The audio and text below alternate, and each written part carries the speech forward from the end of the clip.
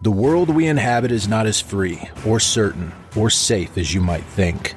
The things that you believe to be unassailably evident are little more than shadows dancing behind a curtain, a masquerade crafted and dutifully upheld by an organization known as the Foundation. The file you are about to hear contains containment procedures, descriptions, testing logs, historical and in some cases first-hand accounts of the anomalous objects the Foundation serves to secure, contain, and protect. Its contents have been thoroughly scrutinized by the Ethics Committee and approved by the O5 Council for release to trusted associates of the Foundation. This is SCP Unredacted.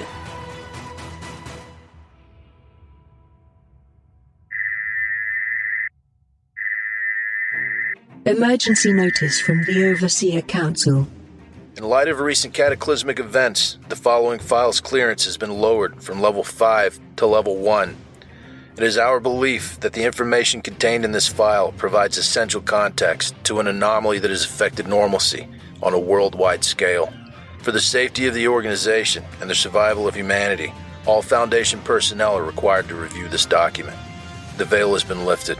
This is now a war on all fronts. Item number SCP-5391, Level 1, Unrestricted. Containment Class, Esoteric. Secondary Class, Apollyon. Disruption Class, Amida. Risk Class, Danger.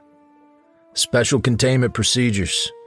Complete containment of SCP-5391 is to be achieved through direct engagement of 5391-1. -1 entities are to be subdued or terminated on a case-by-case basis at the discretion of engaging parties. A state of détente has been declared between the Foundation and certain major paranormal organizations, specifically the Global Occult Coalition. All groups, in conjunction with world governments, are to focus efforts on the engagement and combat of the anomalous entities. Foundation Facility Site-40 has been declared neutral ground and is to be the primary research terminal of all related phenomena. As such, the remains of all -1 entities are to be hosted at this location for further analysis. Several massive underground containment chambers are to be used in the event that a live -1 specimen can be contained. The Foundation is presently in the early phases of an SK-class Broken Masquerade scenario. As such, all protocol relating to the preservation of the veil is to be disregarded. Refer to site supervisors and disseminated supplemental documentation for further information. See Addendum 5391.4 for details on -1 engagement protocols. Description: SCP-5391 is the designation given to the subsequent appearance of several hostile large-scale aggressors, LSAs, following the revival of LSA-1. These entities, collectively referred to as both SCP-5391-1 and their individual designations, are gigafauna, varying in appearance, height, and biological composition. While certain entities possess physical traits similar to those found in ordinary organisms, each entity deviates in significant characteristics and anomalous capability. The unifying characteristic among entities is the possession of destructive thaumatological capabilities, including the large-scale emission of Elan vital energy and Akiva radiation. A brief summary detailing the characteristics and anomalous capabilities of significant entities can be found in Addendum 5391.1. There are presently 27 known entities that have appeared as a result of the anomaly. On 30 June 1998, a series of seismic events, including tsunamis, underwater and above-ground volcanic activity, and ground tremors, resulted in the surfacing of LSA-2 through LSA-9. Entities close to large population centers immediately engaged in hostile behavior. Foundation, military, and Global Occult Coalition forces were mobilized, but were only successful in driving the entities away from large civilian populations. In most cases, entities retreated into the ocean. A combination cleanup and reconstruction effort of these population centers is underway, and is expected to take full effect upon the complete containment or neutralization of the threat. The appearance of the entities has resulted in both an MH-class large-scale aggressor overrun scenario and an SK-class Broken Masquerade scenario, as destruction of metropolitan and otherwise populated areas upon the awakening of these entities has damaged the veil beyond repair. The vector of anomalous activity is hypothesized to be the resurrection of LSA-1, an entity responsible for the attack on High Brazil, a large anomalous community, in 1988. This entity was neutralized by the Global Occult Coalition through the use of an experimental, unique Kasaba howitzer nuclear-directed energy weapon, which had the subsequent effect of destroying much of the surrounding area of High Brazil. Following this, the corpse of the entity fell into the possession of GOI-211, Prometheus Labs, who engaged in a series of experiments and physical modifications intended to revive the entity. On 28 June 1998, the entity was successfully revived, destroying the research facility off the coast of Swansea, Wales, before escaping. It is unknown why the revival of LSA-1 has resulted in SCP-5391. Addendum 5391.1 Significant Entities. LSA-1. Appearance 28 June 1998. Location Swansea, Wales. LSA-1 is a crocodilian encephalopodic entity responsible for the destruction of High Brazil in 1988. The entity possesses numerous stomatological capabilities, including regenerative properties, the emission of Ellen vital energy for defensive purposes, and the ability to detect other LSAs through Eve patterns. While the entity was once considered neutralized and had sustained unlivable damage to its body, LSA-1 was revived by Prometheus Labs for the purposes of an experimental program, codenamed ANASTASIS. As a result, LSA-1 is currently outfitted with large amounts of paratechnical components that accentuate its abilities. ANASTASIS ran from 12 March 1991 to 28 June 1998, culminating in the successful reanimation of LSA-1 and the subsequent destruction of the Prometheus Labs testing facility. LSA-1 is currently at large and was last observed near the island of Principe. LSA-2. Appearance 30 June 1998. Location Wake Island, United States Minor Outlying Islands. LSA-2 is an aquatic serpentine entity that resembles a wolf eel, Anorictus ocellatus. Its full body length and measurements are currently unable to be determined due to limited observation. An elysium hangs from the entity's head, hypothesized to act as a lure for prey. When LSA-2 opens its mouth, a second head, resembling that of an anglerfish, will emerge from the entity's mouth to consume prey. This appendage is capable of moving independently from the body, extending as far as 40 meters. LSA-2 is also capable of changing its skin coloration. A variety of complex color mixtures and patterns have been observed. Upon awakening, the entity briefly attacked a cruise ship near Mahuro before being driven back to sea by Global Occult Coalition forces. LSA-8. Appearance 30 June 1998. Location Stromboli, Italy. LSA-8 is an armored, ankylosaurian quadruped that appeared in Stromboli, Italy. The entity was apparently buried beneath the island's sediment, and its awakening resulted in the eruption of Mount Stromboli and complete destruction of the island. LSA-8's plating features numerous broad spines that end in a narrow point, presumably a self-defense mechanism. The seams between these plates have a scintillating red glow, similar to that of molten rock. As shown during the eruption of Mount Stromboli, the entity shows great resistance to heat and is capable of expelling Eve-infused magma from its body. Due to the danger of approaching LSA-8, the entity has remained undisturbed on the island, spending a significant portion of its time following its appearance in a state of rest. LSA-14. Appearance 1 July 1998. Location Amman, Jordan. LSA-14 is an arboreal entity resembling a massive leafless tree. The entity's lower body is composed of soft appendages akin to roots, which LSA-14 is used to anchor itself in the ground. While the entity is capable of moving through traditional means, it prefers to remain stationary and protect itself through the extension of its appendages. LSA-14 is capable of rapidly regrowing and generating extensions of its body at will, observed to be used to pierce its prey. Its upper half resembles a tree trunk, but with a clear head appendage with several black eyes visible. Prior to surfacing, the top portion of LSA-14 was visible above ground among Davite ruins located in Jordan. The entity was initially thought to be an anomalously grown tree. Following its revival, the entity attacked the city of Amman, causing over 100,000 documented casualties. The entity was driven into the countryside, where Foundation and Global Occult Coalition forces are currently attempting to neutralize the threat. LSA-18. Appearance: 2 July 1998. Location: Elizabeth, New Jersey.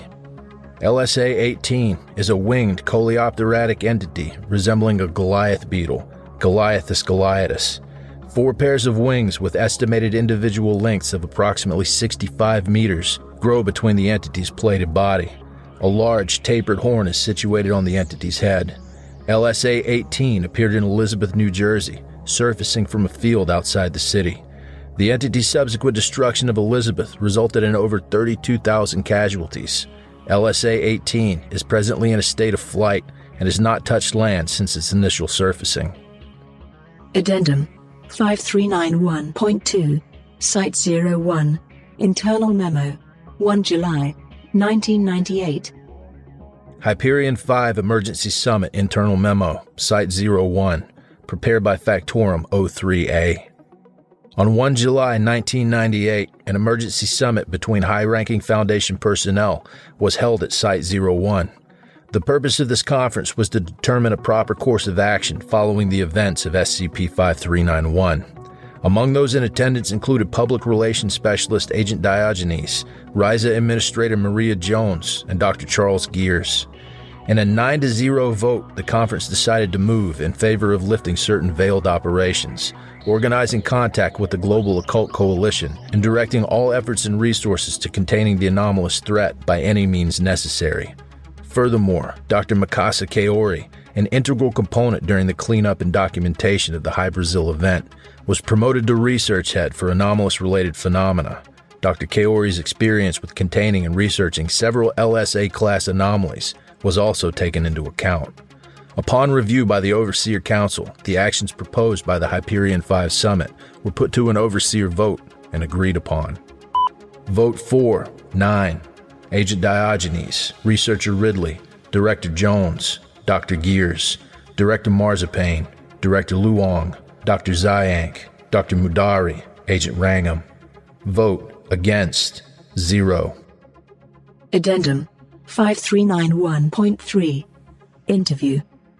On 4 July 1998, Foundation agents successfully detained and captured person of interest 2889, Stanislav Nikolaev, at the Dublin airport.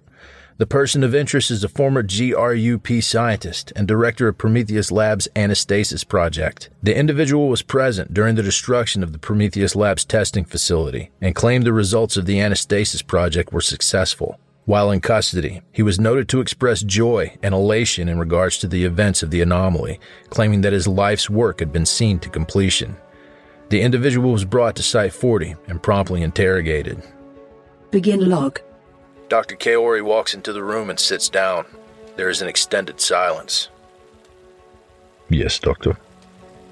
You've expressed several statements regarding the anomaly. Was this an intended consequence of reviving LSA-1?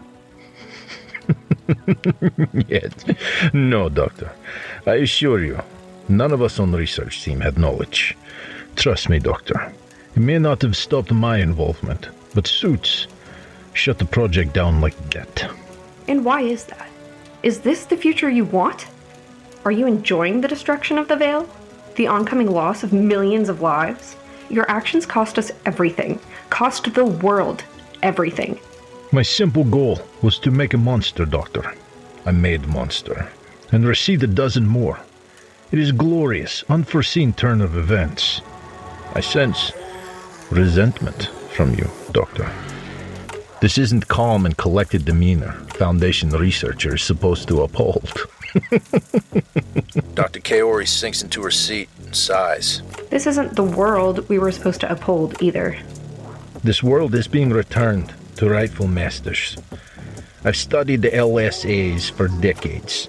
These beasts are unstoppable in purest sense of word. Fighting them is hopeless. You're better to curl up into a ball and accept fate. At least for now. For now? Yes, for now. If you cannot adapt to New Earth paradigm, then you will die. Your whole species will die. Thousands of years of human achievement. The person of interest extends his hand and blows before laughing. How do we adapt? The only way to kill kaiju is with one of their own, Are you suggesting we train an LSA? It would be near impossible to train one. But if you want to kill kaiju, you'll need one of your own. Raise one, grow one, make one. Perhaps even build one. Site-40's warning klaxons sound. Dr. Kaori looks frantically. The person of interest begins laughing. The door to the interview room is flung open by another member of Site personnel. Dr. Kaori, there's an LSA threat 12 kilometers from the facility, engaged with civilian watercraft. All forces are mobilizing. Understood. Dr. Kaori gets up and begins to rush out of the room.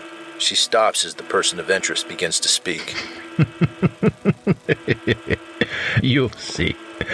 You'll see what I mean, Doctor. You cannot win against this power. Dr. Kaori leaves, glaring. End log. Addendum 5391.4. Incident Wake 02B. Incident log. Date 4 July 1998. Preface. Following the resurfacing of LSA-2, the entity attacked a fishing vessel before being engaged by the Foundation. Mobile Task Force H-5, Jaeger bombers, and Site-40 trained personnel were ordered to subdue or neutralize the entity, using a variety of specialized equipment. A log of Incident Wake 02B follows. Begin log. Midnight. LSA-2 resurfaces in the Pacific Ocean, 1,523 miles west of Site-40. Midnight 24. LSA-2 approaches a Trident Seafoods fishing vessel and begins assaulting the craft. Midnight 37. Foundation forces arrive, 6 Blackgate Atmos armed helicopters, 2 Alpha-class watercraft, Cronus and Rhea, respectively, armed with various anomalous weaponry, and the high-energy concentration orbital railgun, HECOR. Midnight 45. MTF H-5 Jaeger bombers are deployed from Dimensional Site 172 and materialize successfully. Midnight 48. Bombardment of the entity continues to be ineffectual. An MM-13 binding field is deployed in an attempt to contain LSA-2 in a state of stasis. The device is rendered unusable within seconds by a large emission of Eve. Midnight 54. The entity damages the fishing vessel beyond its ability to float. There are 2 immediate civilian casualties. Midnight 55. Dr. Kaori and the control team redirect efforts to the safe evacuation of civilians aboard the vessel. A helicopter begins to board survivors. The bodies of the 2 casualties are unable to be recovered. 0103. LSA-2 grossly extends its second mouth and devours the retreating helicopter. 18 casualties result. 0108. The entity is pierced by 4 anti-thaumatologic cannons. Considerable damage is dealt before LSA-2 destroys a cannon by bludgeoning it with half of the fishing vessel. 0115. HECOR prepares for firing. 12 thaumatologically keyed explosives impact the entity with minimal effect. 0119. LSA-2 consumes 2 more helicopters after destroying another cannon. There are 31 casualties. 0124. A sweeping wave of Eve results in the destruction of Foundation vessel Rhea. There are 36 casualties. 0131. HECOR fires, destroying a large portion of LSA-2. The entity immediately begins regenerating. 0134. Dr. Kaori redirects the objective to the safe evacuation of Foundation personnel. A Blackgate T-12 unmanned drone is deployed to distract the entity, while a second Atmos helicopter is directed to transport survivors to Site-40. 0156. Bombardment of LSA-2 ceases as personnel board the rescue vehicle. The entity consumes the drone as the helicopter retreats from the area. 0232. 18 surviving personnel are successfully evacuated to Site-40. All members of MTF H-5 return to Dimensional Site 172 with only minor injuries. Total casualties are calculated at approximately 87. End log. Closing statement. Unacceptable. This log in the recorded footage of the incident is proof enough that we do not possess the tools required to effectively combat these entities. We lost 74 Foundation personnel, 13 civilians, and barely scratched the threat. We would have lost more if I hadn't ordered the evacuation. It's evident now, more than ever, that our methods of containment regarding LSAs are grossly ineffective and costly. I've been lobbying for the continued development of the Key program for years. I'm presently drafting a reinstatement proposal for the committee's review. If we want to protect this new world, it's imperative we adapt with it. Dr. Kaori. Addendum 5391.5. Notice from the Overseer Council. As SCP-5391 is an ongoing phenomenon, information is limited and subject to change. This file has been compiled and released as a document intended to summarily inform personnel of all clearance levels. Further information regarding Veil Protocol, including LSA documentation and changing policy, will be disseminated through the necessary channels. SCP-5391 is considered a living document and will be updated accordingly. It is imperative that all Foundation personnel remain aware of further developments relating to this anomaly. In the event that your place of employment within the Foundation is the focus of an anomalous incident, necessary information and protocol has been released to Facility Administration Committees. Secure, contain, protect. Downloading unread messages. From A. Simmons to M. Kaori. Subject SCP-5391. Date 5 July 1998. Dr. Kaori, I'm assuming you've read the public release of the file by now. Didn't leave much out. 2 days ago, something happened in Paraguay. Killed an entire Foundation expedition team. There's ruins there. Labyrinthine cave systems filled with remnants of ancient civilizations you've never heard of. The higher-ups are starting to put the pieces together. Why is this happening? What these things are? What's about to come? We were keeping this clearance above you, but your research head now. It's your right to know. We're almost finished revising the file. Regards, Albert Simmons, Site 40 Research Director. From M. Kaori to A. Simmons. Subject SCP-5391. Date 5 July 1998. Director Simmons. Thank you, Director. I'm glad the Overseers saw me fit to see information that is integral to carrying out my job effectively. I spent a day arguing with the Financial Division trying to dredge up several old failed projects, specifically the Key program, as well as the handful that were rushed into development after the High Brazil incident. Ryza won't even provide the records. I hope you can realize that withholding information from the appointed authority on this phenomena is neither beneficial to your cause nor protective of anyone. When will I be given permission to read this new document? Regards, Dr. Mikasa Kaori, Foundation Research Specialist. From A. Simmons to M. Kaori. Subject SCP-5391. Date 5 July 1998. Expect to see it on your desk by tomorrow morning. Remind me, what's the Key program? From M. Kaori to A. Simmons. Subject SCP-5391. Date 5 July 1998. What do people usually do when confronted with giant monsters? They build mechs.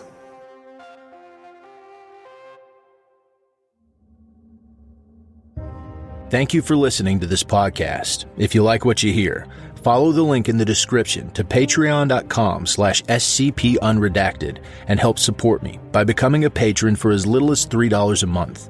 You can get access to production logs, merchandise, recognition, and even a part in a skip. Regardless of tier, all patrons get early access to every single episode. I don't have the talent it takes to write a skip. All I do is read. Original authors make this podcast possible, so credit to the original author. Their link's in the description. Show them some love as well. Consider becoming a member of the SCP Wiki. Upvote their work and maybe write a skip of your own. Maybe I'll read it here someday. You never know if you never try. The content of this podcast and content relating to the SCP Foundation, including the SCP Foundation logo, is licensed under Creative Commons Sharealike 3.0, and all concepts originate from scpwiki.com and its authors. This recording, being derived from this content, is hereby also released under Creative Commons Sharealike 3.0.